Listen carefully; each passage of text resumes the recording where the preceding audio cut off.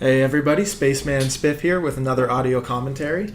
But before I get started on this one, I'm going to just quickly introduce a new playlist I've started on my channel. It's called Spaceman Watches, and in this playlist I'm going to be casting casual players' games for the first time. Like, I've never watched them before, so I'm just watching them, casting as I go. It's kind of experimental. I've never done it before, so if you're interested, check it out. I thought my first cast was kind of fun. Hopefully the future ones will continue to be good, but either way, we're going to continue with Spaceman Climbs today. So this is my own game, and it's Undead versus Human on Terenas stand.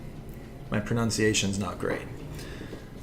But either way, so I was Undead. My opponent does not know that I was random. My opponent does not know that I'm Undead, and I know he's Human, which I think I've said before is not my favorite matchup. I find Human very difficult to deal with as Undead, especially if they get the expansion up. And, you know, they go into Knights and Gyrocopters, or Gyrocopters, another one I'm not sure of the pronunciation. Or they go into tanks, or they go into any of a number of things, and I tend to struggle with it. I'm not great at dealing with human play as an Undead player. So I'm already thinking I've got to do something outside the box, as I know you already know. So you see, I'm opening with a Crypt Fiend opening, but I'm going to end up doing ghouls because he's expecting Crypt Fiends, he's expecting a Death Knight, he probably is going to be fast expanding either here or here. I've seen it done up here. Maybe creeping to level 3 and doing a slow expand. Maybe coming in for a quick hit. There are a number of things that he could do. But either way, a Death Knight and Fiends is not going to be great. At least for me, I don't want to go in harassing with it. I don't want to try and creep while he's expanding. So I thought I'll go Dreadlord Ghouls and I'll fast expand as well. So you'll see that's what I'm going to do. I'm sorry, I don't mean to ruin any of the game. But that's my strategy at this point. I'm going Dreadlord first and I'm going to try and fast expand to match the Human player. So I saw this and his base looked kind of strange to me. This is a kind of out there base. You'd expect this normally to be walled off here, or setting up for an arcane tower, something of the sort. This was very open. So it did immediately occur to me, maybe I should go 2 crypts and rush this guy. And I definitely considered it, but I ultimately stopped myself because it's not worked out for me in the past. This looked very vulnerable. That said, I do want to say, what's his name? Mr. Sensei 2001, I looked him up. He's a very good player. High ranked on Azeroth, higher ranked than I am, I believe. So this he knows what he's doing. This isn't a base that's just thrown together. Either way, back here, still looking pretty standard. I'm building a Nerubian tower just in case he comes to harass. I saw a footman come in as well. He scouted, and I think it's important. He probably sees this and thinks Fiends, right? He sees the late hero coming out. He sees the crypt. I don't know. Let's see. Did he have enough vision? Yep. So he saw everything. He saw the build. This looks like Crypt Fiend. So he's thinking Crypt Fiend's Death Knight right now, which definitely works to my favor, right? He's planning for something that is not coming his way. So with this strategy, with the Dreadlord, you should be able to creep the gold mine over here, the orange camp, straight away as soon as he comes out. So at nightfall, you'll see I'll be there. Just going to buy a Rod of Necromancy. No Skull, because I'm not going to try and build Ziggurats while I'm building my gold mine. I figured I generally don't do that. I don't think it's worth it. So he used Reveal here and saw, I don't know what he saw. I'm not going to hit replay. He might have seen a couple units running here. He might have seen more. I don't know, but I figured at this point I had come too far. I had to commit, right? So even if he cancels my expansion, I'm still going to at least be able to get this experience, probably. So I slept to level 5 before he could cast any of his spells, and immediately go for these 2 level 5 Enforcers. I managed to micro this ghoul away pretty well. This Acolyte's here to expand, of course. And I was saying, I don't like building the Ziggurats or the Blightstone. I don't think it's really necessary that quickly. I want to get the expansion up, but I don't want to commit every resource I get for the next couple minutes into it. I want to still be able to build ghouls and tech, so you'll see I'm building a gold mine, and I'll build a necropolis. And it's not bad building a necropolis as opposed to a couple Ziggurats, because necropolises don't cost any wood. So the few ghouls I do have who are still harvesting wood are able to get enough that I can tech after building my necropolis here. So you'll see it'll come up pretty soon. I have these 3 ghouls back here, dangerously close. Hopefully he doesn't come to harass too quickly. But I'm feeling pretty good. So I have now sent 2 skeletons down. I'm going to try and scout out his expansion, see what he's doing, see if he's teching. This guy's going down the other way, and I come up to creep this. I'm just going for the green camp. I could definitely have gone for something harder, but my thinking was if he comes for me, I want to be as close as possible to my expansion, and I want my units to have taken as little damage as possible, because I'm vulnerable right now. A level 3 Archmage and a bunch of footmen are going to pose a lot of trouble for me, so if I have, you know, this army that's taken a couple hits, like some of these ghouls are red health or something, that little skirmish that's going to be coming is so much more difficult. So I'm just going for the easy camps. I'm trying to stay close to my expansion. I'm not going to overcommit. I'm just going to play it safe, play it calm. So I saw no expansion here. That I believe that first skeleton got as far as here, and I saw no tech. This guy came here. Looks like he saw nothing. I'm going to scout it out again. And over on my Dreadlord, I've now bought another Rod of Necromancy. I see there's no expansion, and I'm going to go check the last one. So at this point, I really don't know what's going on, but I'm pretty confident he's expanding here. So let's see. The skeleton comes, and look at that. So it's been crept, but no expansion. So he's playing the human-style late expand, probably. That's what I'm assuming right now. He's probably crept his item shop and his mercenary camp. Maybe this mercenary camp or the Goblin Laboratory. And then he's going for the, once he hits level 3, do a casual, calm expand. He's got a steady supply of wood with a shredder already built. So that's what I'm thinking is coming, which means I have a little more time. I figured I could creep this comfortably. I also have a number of ghouls, and this is really close. So now my expansion's up. I have my 3 ziggurats now going down. I know I say it weird. Ziggurat, something like that. And you can see I'm also halfway through my tech, so I'm doing pretty well. Because he didn't harass me, I was able to tech, like it's late, but it's not nearly as late as the standard Undead fast expansion. And this is going to be safe now, right? And I wasn't ever too vulnerable, because I was scouting actively with my skeletons. So we see now he's got a tier 2, he's got a paladin, he's at tier 2. Paladin was interesting, he probably was afraid of my Dreadlord. We must have missed it, but he did use Reveal from the lab another time, and he saw my army. So he must have been afraid of a Dreadlord sleeps around kind of game. So he got the Paladin, which is interesting, because Paladin's kind of the hero I wanted to see. I'm happy seeing that. That's better than the Mountain King, I'm thinking, because I'm not playing a sleeps around game. That said, nope, not here, so you'll see. Just running away, I cast Lightning Shield on his Footman, which, if he uses it well, is going to be problematic for me, but I figured at this point he's going to, yeah, see, when he's chasing, it's a pain for him to micro it around. Now he's pulled it back, but it taxed some of his APM, and now look at, I was able to get away a little more comfortably. He comes and sees my expansion, and he's got a pretty strong army. He's got a level 4 Archmage, level, I'm going to turn this off for a second, level 1 Paladin, right, we just saw that. And I've got a couple ghouls, but not much, right? I don't have an army that can combat this at all. I cannot fight him, but I have my base that is defended pretty well with towers. So I'm just going to, again, play a calm game, try not to lose as much, or try to lose as little as possible, and try to buy time. I don't need to kill everything. If I can force a teleport, that's great.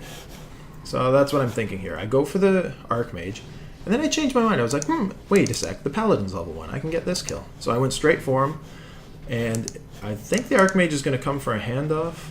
He should have come for a handoff. He didn't, but I cast my Lightning Shield here on that Footman, which was probably a mistake, because now it's dealing a lot of damage to my ghouls. And I'm losing ghouls, but he is also not taking out my expansion. It's already looking like this is going to be a tough push for him to take all of this out with, right? So now this Lightning Shield's working. It's being a pain for him. That's the only Footman that hasn't taken all this damage, so there's something going well. And now, let's see what's happening. So he's still alright. He's got Defended Footman and a level 4 Archmage who can heal and unlimited mana. So this is not an easy fight, right? Like, he's still got more than I do. I have a couple weak ghouls, 2 heroes now. I have my Temple of the Damned up, my Slaughterhouse is almost done, and I started my tech to Black Citadel. 2 ghouls in base. So what does that tell you? It tells you that I'm feeling pretty comfortable, I guess. It tells you that I think I can tech, I can, spend my resources on buildings, and I'm not in too much danger. And I think that's accurate. So you're going to see I'm going to send all my ghouls back to base now. I have a Rod of Necromancy on my Death Knight, which just spawned. And I'm just going to try and buy time because I don't want to bring in one ghoul or two ghouls at a time and have them die and, deal 3 damages worth of attacks on a footman and then die and feed him some experience over and over and over. Instead, I'm just going to fight with my 2 heroes now, and all my ghouls are rallied to wood. So I'm pumping out ghouls, it's going to be necromancers and statues eventually, but nothing's coming into this skirmish anymore. I'm going to take this fight for as long as I can with just my 2 heroes, because I don't want them getting any picks on my units, and I know that even though I'm not going to be able to beat them with these 2 heroes, I'm not going to, I got a footman killed, but I'm not going to be able to do a whole lot. I am going to be able to keep him busy and get all the resources I can out of this gold mine without him doing too much. And look at this. He's forced to run away. He sees he can't do a whole lot. And then he comes back with some sorceresses. I'm going to run away. So this is, again, it's all about buying time. It doesn't matter that he's dealing damage to me here. It doesn't matter that I'm not getting experience. It doesn't matter that he's level 4 to my level. I'm level 4 and 2. It just I'm feeling really safe. I can keep that gold income coming. There are my necromancers. I queued up way too many. I only want 3. My magic number of necromancers is 3, so you're going to see that's what I'm going. And statues, of course. 2 statues. There's another zig to get me up 80 food. My tech is still going pretty well. Almost to tier 3. Ghoul's still pumping, and now I've bought my shredder. I shouldn't have gone over food limit, though. That's a mistake. You should definitely stay at 50. You can see I only have 100 gold. I'm, again, spending so many resources on all of this. I should have stayed. You win some, you lose some, though, right? Made the mistake. It happens. So I used reveal, and I revealed here, here, and here, and I see that he's only expanding now. So this guy's doing some weird strategy, something I'm not really familiar with.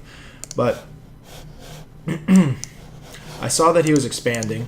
I knew I was in a strong spot, but my tech wasn't there yet. I still wanted some time. I wanted another necromancer. I wanted ghoul frenzy. Really, I wanted 80 of 80 food. I had the expansion advantage over him, so I had the resource advantage at this point for a significant amount of time. So I wanted to exploit it for a little bit longer as opposed to trying to overrun him right away. And a Zeppelin is great for doing that because it's just pesky. So I thought, okay, I'll go do a ghoul drop with my heroes into his expansion and try and do what damage I can. So I come in, I see it's almost done, the towers are going up, but I have enough time. Do I have Ghoul Frenzy yet? Almost. What are my upgrades? 0, 0. So I haven't upgraded at all, which I probably should have. But look at this. 1 tower down, 2 towers down. Do I not focus that peasant? Unfortunate. 3 towers down. I bet I can even get the 4th tower down. He's still got level 4, a couple sorceresses. Not having expanded now is hurting him. You can see he's a little bit strapped for cash. I managed to get all 4 towers, and now I'm going to fly away. So I didn't kill anything. I got a little bit of experience, but destroying those towers really hinders his wood income, and it forces him now. These peasants are going to be building more towers as opposed to getting gold, and he's going to be hovering around here a little more because he's nervous. And I know that, but I thought that means... Sorry, not but I thought. So I thought that means I have enough time to try and creep something. So I'm going to drop everything and grab this really quickly. Meanwhile, on my base, I still have a couple more ghouls here. I'm building an abomination. I have my 3 necromancers, getting every upgrade I can. I'm just going to get 1 abomination, but I think it's nice to have one. They clog up the middle a little bit. I'm getting web because against... Web is an amazing anti-air tool, and I feel like when you're in this kind of position where you have a lot of resources and income and you're gearing towards a big army, but you don't have a whole lot of anti-air like mine, it's good to put something in place regardless. So that my thinking is always get web, because if I see a lot of air, I don't want to have to research it. I want to just build fiends. Furthermore, I think it's good to have a couple fiends in this kind of army, and usually when I do this composition, my goal is to have 1 abomination, like at my 80 of 80 food, 1 abomination, 3 necromancers, 2 statues, 3 fiends, and the rest ghouls. That's what I love to do. That's what I'm going to go for, along with 2 heroes. So, shoot. So I crept this, and then immediately flew back, And I'm going to try and take down the towers again, which are going up. This one's basically there. And you can see he's still here. So that means he has been afraid. That means he hasn't been leaving his expansion to do a whole lot else. He hasn't been able to creep too far. Like, he didn't come up here in that time. He might have come here, but that would have been a really tight run for him. So it worked out for me. I was able to run, creep, come back, and even though I didn't destroy anything, his army was still here. So I'm still keeping him pinned in his base while I'm able to creep. If I were really good at the game, I would have taken all of these ghouls and been creeping out these green spots the whole time. But I'm not. So I came here, I crept this one. I'm not sure if I go north at this point. I might go east, we'll see. But I'm feeling super comfortable now. I pick up a Tinker. That shows you how comfortable I'm feeling. Tinker's not necessary in the strategy. It doesn't contribute a whole lot. But I was thinking if I throw down a factory, that just clogs the middle more. It gives me more units to just kind of throw at them. I already have tons with necromancers and ghouls, right? But why not keep the pressure on? I'm now researching armor. So I have 2 armor upgrades, which, fun fact, if you have 3 armor upgrades, Priest's Dispel takes 2 to kill a skeleton. So at 2 armor upgrades, when a priest casts a spell, I think it's at 2 upgrades, they will still kill a skeleton. But at level 3, it requires 2 dispels. So if you're going necromancers against human, I highly suggest going for armor upgrades. It's really, really effective. I left 2 ghouls here to take out the farm because I thought they'd be able to. With Ghoul Frenzy, they do a lot of damage really quickly. You can see I did get an armor attack, or an armor upgrade here, but that's probably just because... I don't know. I can't defend it. Armor's more important. I should have gone armor. One abomination, I also have Disease Cloud, which is great to have it in a long game. One abomination can end up casting Disease Cloud on so many units, and it's another one of those things. It's kind of like Ring of Protections. I don't think you really see it doing anything, so you don't really consider it, but it adds up, right? Everything adds up in this game, and my thinking with that is, I don't think I could have 2 ghouls or 1 abomination. I have the resources to get any. It doesn't matter. And that 1 abomination is probably going to contribute a whole lot more than 2 ghouls will, or 2 necromancers, or 1 more fiend. That's my thinking. So you can see now I'm at my 80 of 80 food. I'm building a shade just because. I'm expanding up here as I attack.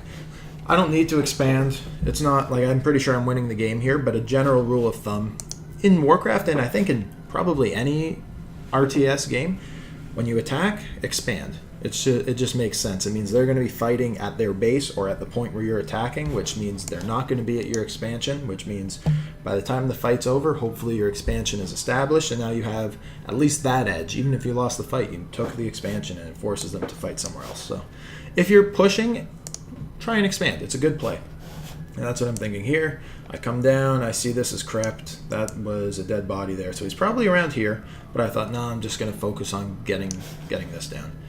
And let's look. So again, I really want to say, like this guy, I believe he was top 50 Azeroth. This guy's a really good player. And you can just go, and he was active in scouting with his reveals and everything. He knew I'd expanded. He knew I went Dreadlord. But this just goes to show how much people expect the cookie cutter strategies, right? This guy is so clearly expecting to see frostworms or destroyers that he turned a complete blind eye to the necromancer tech. He didn't even consider it. He's got flying machines without having seen any air units from me. So that's one of the huge edges you get from playing these unorthodox strategies, because people do this kind of stuff all the time. He's level 4 Archmage. His base has 2 armor upgrades now. It's pretty well defended. But I've got my 3rd armor upgrade, and we're going to go for it. And, I think it looks pretty clear already that I'm in a good spot. But the towers are tough. Human towers are very problematic for undead players, as I'm sure you know. So I lead in with my factory, and then my abomination, and just engage the attack. I put the paladin to sleep. You're going to see I just spam sleep on the heroes the whole fight. I'm not going for hero surrounds. This is not a strategy where I need to kill the heroes right away. And I see a lot of people do that with necromancers, but I don't think that's the right idea at all. I just want to flood the battlefield and let bodies on both sides die so that my 3 necromancers, that don't have a meat wagon support or anything, just my 3 necromancers can do some work. If I'm constantly sleeping the heroes, then they're not doing what they want to be doing, and the other guy has to work on attacking them or waking them up in some other way. It's just difficult for them. So you can see I'm overwhelming them here. I'm within range of the towers, but it doesn't matter. I probably do some very, very poor sleeps. I remember specifically sleeping a couple heroes to save their life. They're about to die, and I cast sleep. That wasn't deliberate. I'm just bad at the game. So the push is still going well. He's got his towers, so they're comfortable. But against 3 armor necromancers, or sorry, 3 armor skeletons, which have been summoned by necromancers, the towers even, they can't do much here. He did pick off 1 necromancer with them, but there's so many units. I'm not feeling any danger whatsoever. So I'll keep it at regular pace as I destroy this base. Even at this point, I'm not focusing on the Archmage. Okay, now I am. But I haven't bothered. He heals up. I'm going to let a couple guys continue to chase him, but most are probably going to stay back here. I'm still sleeping the Paladin. I'm not in a rush to kill anything. He finally got a Priest out here, but it's obviously too little too late. And he's going to get run over. Yeah, I can speed it up a bit. So I'm about to lose my Tinker, but I do manage to pull him away, and I think at this point he's kind of given up. See, there, he cast a spell. And look, all my skeleton mages still had 36 health, which is a huge deal, right? That's a huge deal. If he has to spend double the mana to get rid of my army, it speaks for itself. So yeah, here it goes. I take this down, and now, you know me, I'm going to be patient before charging into his base. My gold mine here has died, or is about to die, so I'm going to not fill this one with new acolytes. I'll just send those over. Building 3 just in case, but it's completely unnecessary. I have my Shade in here, so I see he has his Adept Priests at level 3. He says come end this, and he's right, so I say I will. I'm just maxing out my army quickly, cleaning up a couple things, bringing in my Necromancers. Well played, he says thank you. Always good to see sportsmanship, and he did play well. And again, I can't emphasize enough, this guy he's got a better record than me, he's higher ranked than me, there's no denying. He knows what he's doing. He expected me to do what every Undead did, and that's what made the difference in this game, I think. So he casts Divine Shield, but let's see how it works. He does have Priests with Adept training, so I'm going to try and highlight that here if we do see it. Let's see. Come on. I think of this. There we go. So I cast it. Where's the Dispel? Come on. Did he even Dispel there? I think he might have. I don't know. There we go. There's a Dispel. Still alive. I drop an Infernal Stone. You don't see that all day. Or not even an Infernal Stone. An Infernal. So that's awesome. Also anticlimactic. The game is over for sure. I'm just wearing him down. He's still doing pretty well considering his position, but those 3 Necromancers are too much for him. I'm powering through. He's got a bunch of towers here, but I'm not even remotely concerned by them. Actually, I didn't point out, which I would like to, for my Dreadlord. Sleep wasn't really that important in this game. I think it's very obvious that it wasn't. The battles, like against the Blade Master, I did a similar strategy to this against an Orc, and I really talked about using Sleep against a Blade Master. It really wasn't as effective in this game. So I got Vampiric Aura, which is, of course, super effective with Necromancers and Ghouls. But I got level 3 Vampiric Aura before I did get level 3 Sleep. Similarly, with the Death Knight, my heroes were not taking much damage. I don't have many units that need healing, and I'm not playing a nuke strategy at all, right? I'm playing a swarm strategy. I'm just throwing as many units as I can at him, just like waves and waves. So I at level 3, I went Unholy Aura level 2, and at level 5, I was planning on going Unholy Aura level 3. Again, my Dreadlord wasn't taking damage. I'm not worried about losing him. I'm not worried about nuking. I'm sleeping everything. Like, why do I need Death Coil? It's some people just get pigeonholed into doing what is, at the top level 100% of the time. You get Death Coil because you're against top level players and you're in trouble. But in this kind of situation, I feel like the auras are more powerful, and I think that's kind of hard to argue in this game, right? So, here we go. I'll speed it up, and game's over. So yeah, it was a great game. Thank you for watching. I hope you enjoyed it. Again, if you haven't checked it out, check out Spaceman Watches. I thought it was a fun cast, so Let me know what you think about that. Any questions, comments, criticisms over this video, let me know. Happy to hear. If you like or subscribe, I would very much appreciate it. Either way, thank you for watching and have a great rest of your day.